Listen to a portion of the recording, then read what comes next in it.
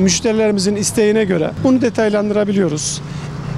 Önümüzde de gördüğümüz gibi iki ayrı, farklı 87 metrekare oturumu olan, 30 metrekarede açık alan, terası olan bir ev yapıyoruz. Arkamızda da görüyorsunuz. 15 ila 20 gün arasında imalatını yapıp istediği yere götürüp kurulumunu da yapıyoruz. Keşke biraz sizi burada misafir etsek de görseniz. Yani bazen ustalarımız sadece müşterilerle konuşmaktan işte yapamıyoruz. Sipariş üzerine başladık. Onlarca, yüzlerce müşterimiz geliyor ve bize soruyor, fiyat alıyorlar, bilgi alıyorlar ve gidiyorlar. Pandemide insanlar içine kapandığı için o tür insanlar bahçesine, yaylalığına yaptırıyordu. Ama depremden sonra artık apartmanda oturan herkes gelip hem fiyat araştırması yapıyorlar, hem ne kadara mal olur, nasıl bir şey yapabiliriz, konteyner mi daha sağlıklı, bu mu daha sağlıklı diye bilgiler alıyorlar. 100 üzerinden değerlendirmek gerekirse deprem öncesi %20 idi, şu anda %60, %70 üzerinde. Mesela evin sağlamlık konusunda olsun, evin ne şekilde olduğunu sormak için iç dizayn olsun, döşemelerin olsun, ses yalıtım olsun.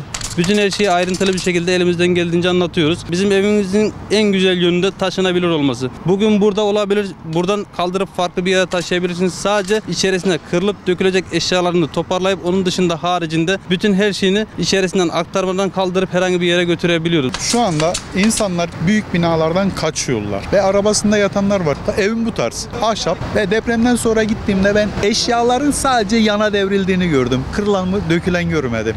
Yaylada da burada da müstakil evim vardı. Burada da ben herhangi bir şey görmedim. Korku devam ediyor. Evine girmeyen dünya kadar insan var. Akşam bir arabanız varsa binin, şuradan bir geçin. Binalarda en fazla 3 tane ışık yanıyor. 4. ışık yandığı yok. Allah gani gani rahmet eylesin. Bunu hesabında sorsun. Ben başka bir şey bilmiyorum. Yani insanlara mezar satmışlar. Süslü mezar satmışlar. Yaklaşık ben bu işle 10-15 senedir meşgulüm. Adana'da bungalov ev yapıyorum. Şimdi de tiny house'a geçtik. Yaklaşık bu 2-3 aydır. Depremden sonra da hızlandırdık. Taşınabilir olmasını birazcık daha ön plana çıkarttık.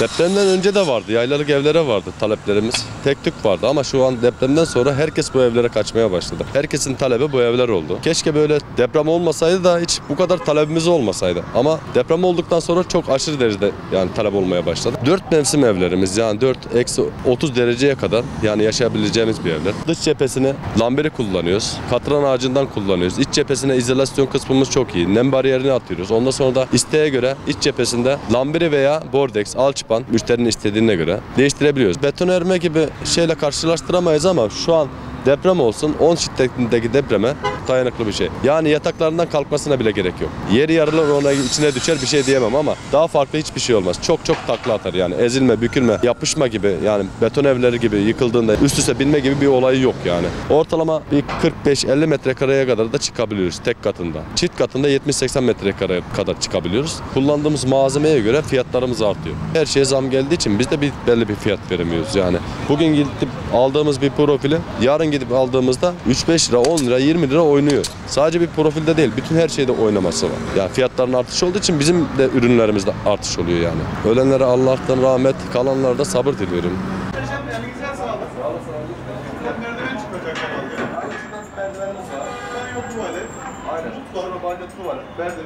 İşte üstte 2 tane yatak odamız var. Biri ebeveyn için, biri çocuk odası.